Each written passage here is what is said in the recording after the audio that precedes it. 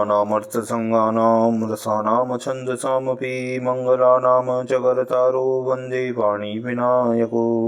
नारायणं नमस्कृत्य नरं चैव नरोत्तमं देवीं सरस्वतीं व्यासं ततो जयमुदीरयेत्।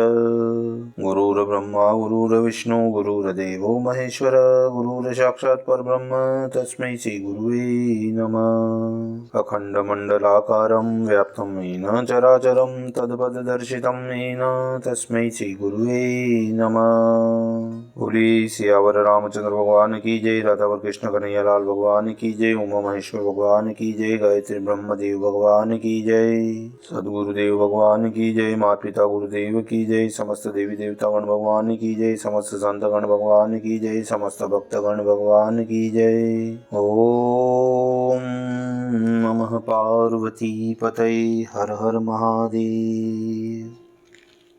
तो मित्रों और आप सभी श्री नरसिंह पुराण के श्रेष्ठ रसिक जनों, श्रोतागणों, अब तक हमने श्री नरसिंह पुराण की कथा को नियमित रूप से क्रमबद्ध रूप से श्रवण किया है, कीर्तन किया है, मनन किया है, भजन किया है।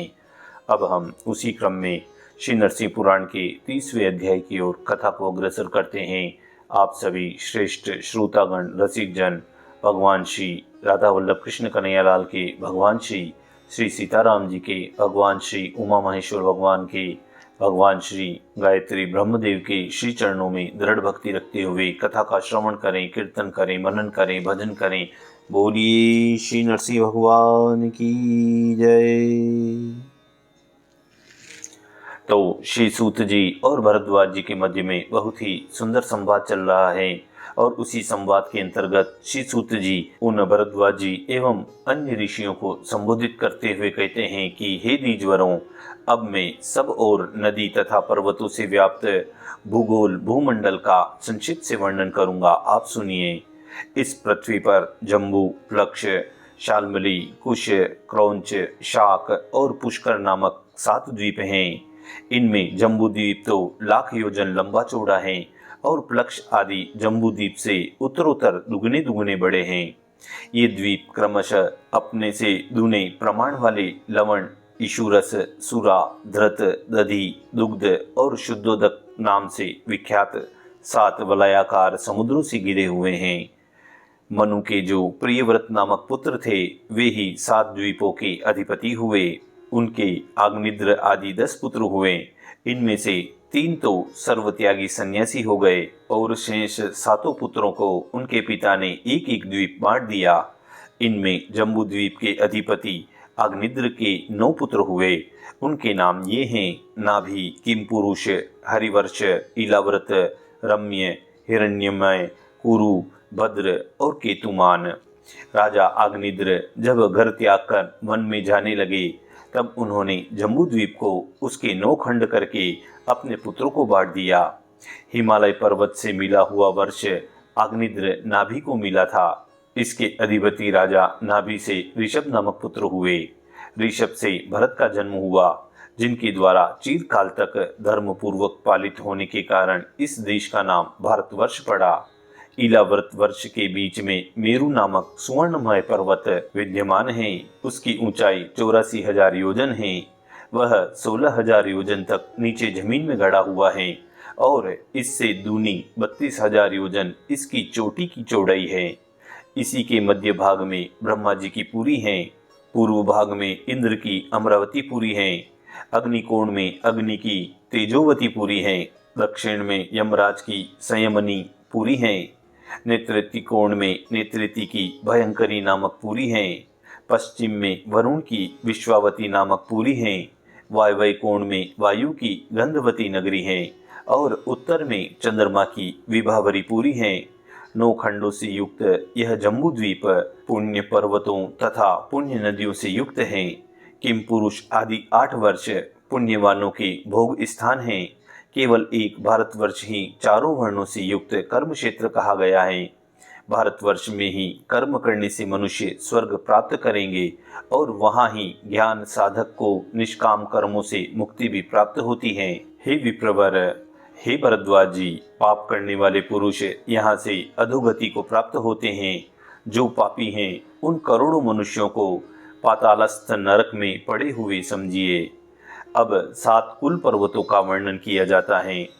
महेंद्र, मलय, शुक्तिमान, ऋषिमुख, सहा, विंध्य और परियात्र, ये ही भारतवर्ष में कुल पर्वत हैं।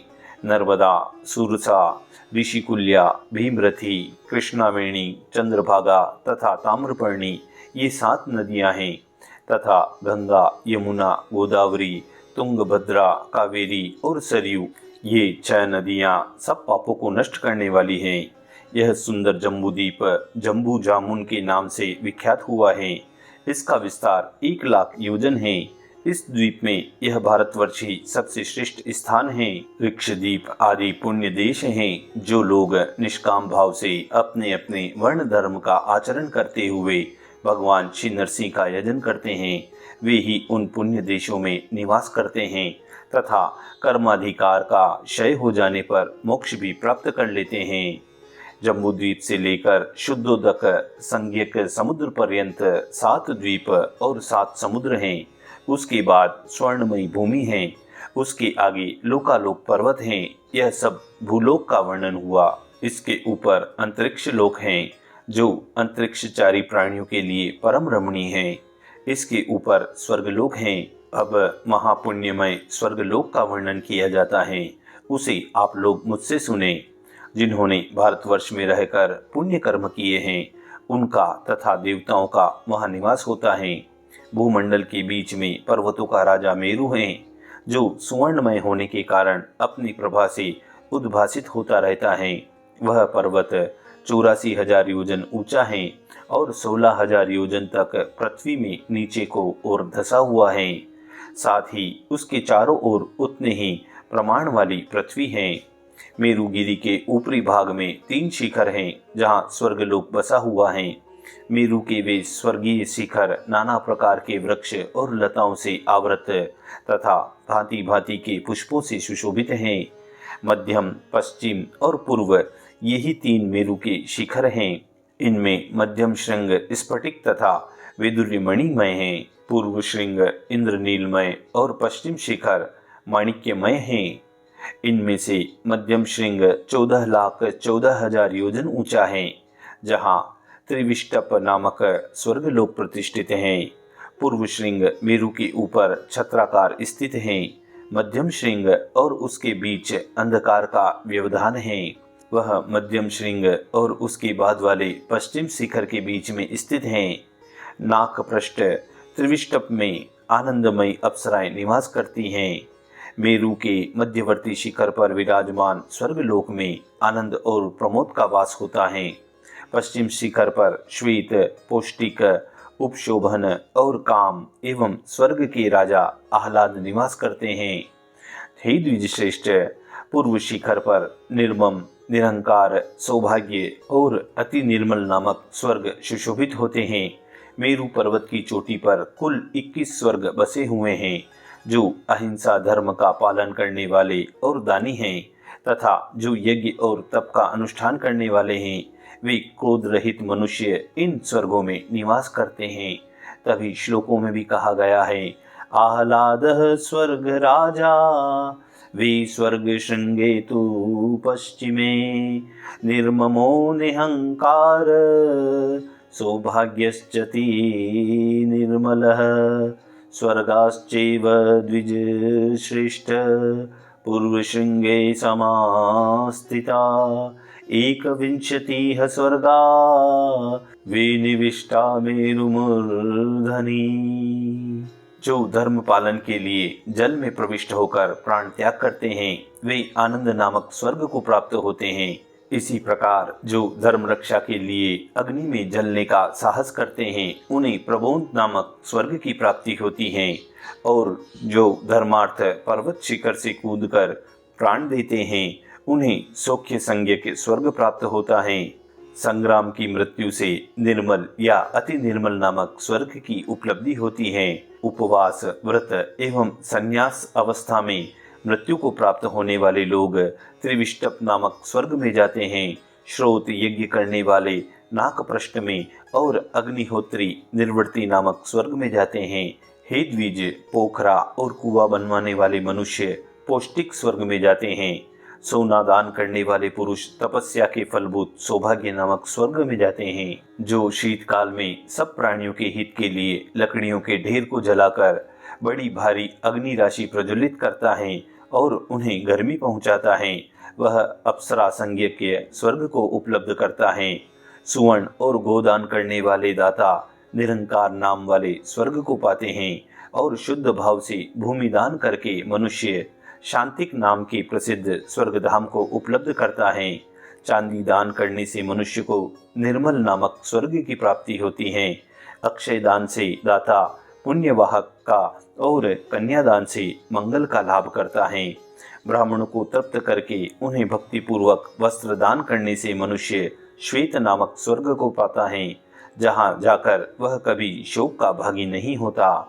कपिला गौ का दान करने से दाता परमार्थ नामक स्वर्ग में पूजित होता है और उत्तम सांड का दान करने से उसे मनमथ नामक स्वर्ग की प्राप्ति होती है। जो माघ के महीने में नित्य नदी में स्नान करता है, तिलमय धेनु का दान करता है और छत्र तथा जूते का दान करता है, वह उपशोभन नामक स्वर्ग को जाता है। जिसने देव मंदिर बनवाया है, जो द्विजों की सेवा करता है तथा सदा तीर्थ यात्रा करता रहता है, वह स्वर्गराज आह्लाद में प्रतिष्ठित होता है। जो मनुष्य नित्य एक ही अन्न भोजन करता है, जो प्रतिदिन केवल रात में ही खाता है और त्रिरात्र आदि व्रतों के द्वारा उपवास किया करता है, वह शुभ नामक स्वर्ग को पाता है।